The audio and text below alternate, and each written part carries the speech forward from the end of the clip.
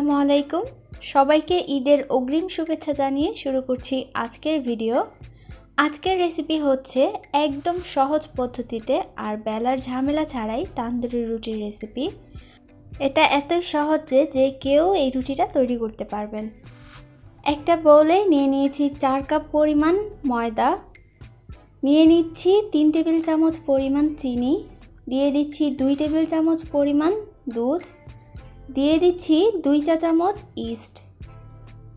এবার দিয়ে দিচ্ছি 1/4 কাপ পরিমাণ সয়াবিন তেল, দিয়ে দিচ্ছি 1 চা চামচ লবণ। এইবার সবগুলো উপকরণ খুব ভালো করে মিশিয়ে নিচ্ছি।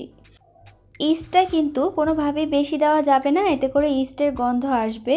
এইবার হালকা গরম পানি দিয়ে ডোটা তৈরি করে নেব। পানিটা এমন হবে যে একটা হাতের আঙ্গুল ডুবিয়ে রাখা যাবে। ডোটা কিন্তু একটু নরম করেই তৈরি করতে হবে। এবার আরও 2 টেবিল চামচ তেল দিয়ে দিচ্ছি, দিয়ে একটু ভালো করে মাখিয়ে নিচ্ছি। মাখানো হয়ে গেছে, এখন এটাকে রেস্টে রেখে দেব 1 ঘন্টার জন্য।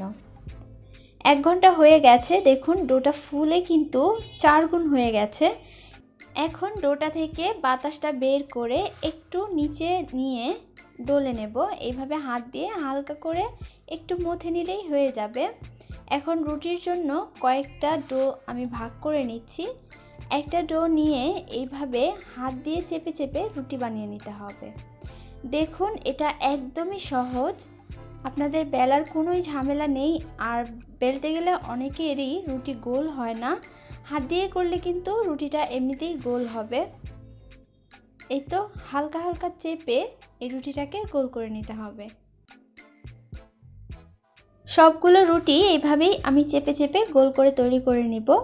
এবার একটা প্যান বসিয়ে নিয়েছি, এর মধ্যে রুটিটা দিয়ে দিচ্ছি। চুলার আঁচটা লোতে থাকবে, কারণ আমরা কিন্তু রুটিটা অনেক মোটা করে তৈরি করছি। এক সাইড যখন হয়ে যাবে এটাকে উল্টিয়ে দিচ্ছি।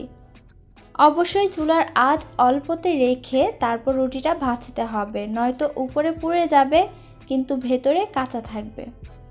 এই তো রুটি রেডি হয়ে গেছে 2 সাইডই। এবার উল্টিয়ে আরেক সাইডটা আরেকটু কালার আনিয়ে নিচ্ছি, এখন নামিয়ে নিচ্ছি। ঠিক একইভাবে আমি আরেকটা রুটি দিয়ে দিচ্ছি। এক সাইড হয়ে গেলে উল্টিয়ে দেব।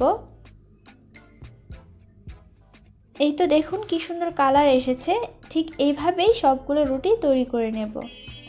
হয়ে গেল খুব সহজেই নরম তুলতুলে তান্দুরি রুটি।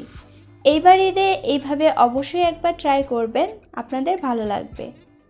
আজকের রেসিপি এই পর্যন্তই। সবাই অনেক বেশি ভালো থাকবেন। আল্লাহ হাফেজ।